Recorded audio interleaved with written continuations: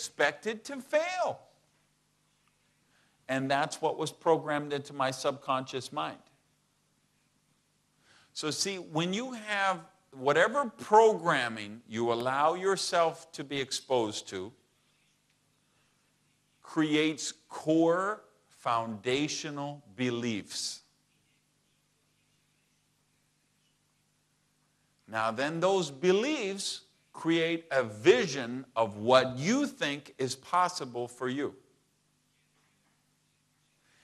And then this vision that you have, whether it's positive, whether it's neutral, or whether it's negative, will determine the activities that you perform on a daily basis. And then the activities you do will determine your results. So see, the results, if we go back along the chain, we will find that the results are determined by the core beliefs, which are determined by the programming. So if you change the programming, you change the beliefs, you change the belief, you change the vision, you change the vision, you change the activities, and then when you change the activities, you change the result. That's the secret of success in our business, is changing the programming. And make sure we're always programming ourselves with positive things. I love the fact that this leadership conference is being conducted in Dubai. Because Dubai is one of the most prosperous places in the world. You look at all of the building and the construction and the wealth that's being created here, it's wonderful.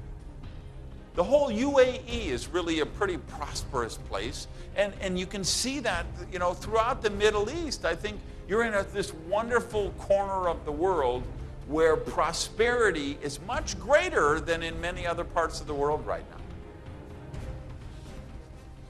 I have to tell you, the United States is in a serious recession right now. Europe is in a serious recession right now. In Asia and Australia and New Zealand, people are very concerned. The economy is really a serious threat for those people.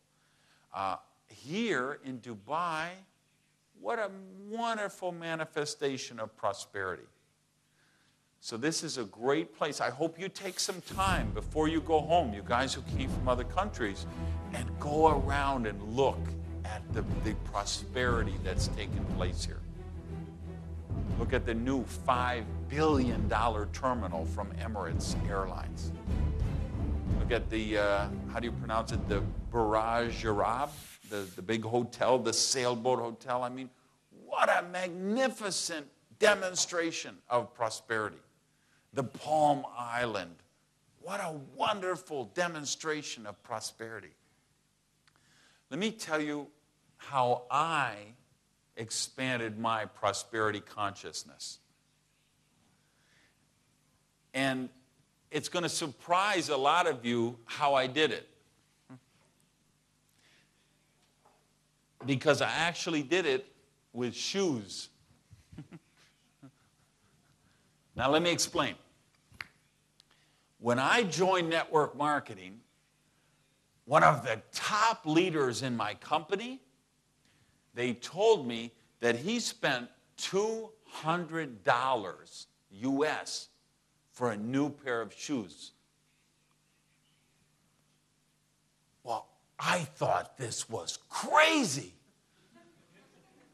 I couldn't imagine that anybody could spend so much money for a pair of shoes.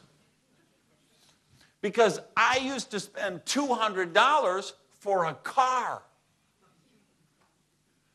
Because I would buy my cars. I would buy a used car at a government auction for $200. And this car would need to last me for like 5 years, because it would be 5 years before I would have $200 extra again.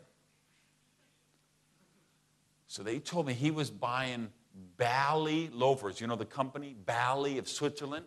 Well, he was buying Bally loafers, and they cost $200. So this was my dream. One day, I would be able to buy a pair of $200 ballet shoes. All right? And it took a while, but I got my dream. I bought my $200 shoes. Then I learned about Prada sneakers. And Prada sneakers cost like $500 for tennis shoes, for sneakers. But they look so stylish. And I wanted them. So I had to expand my consciousness so then I could afford, and then I did. I bought some Prada sneakers for $500. Then somebody told me about Testoni shoes from Italy. Now, Testoni shoes cost about $1,000 US. Well, this was crazy to me, $1,000 for a pair of shoes. But I had to have them. I expanded my consciousness. And then I bought Testoni shoes. And then somebody gave me a brochure for a place in London called John Lobb. Now, John Lobb is a custom shoemaker. And he did it for like the Queen of England and the Prince of Wales and movie stars and rock stars. They would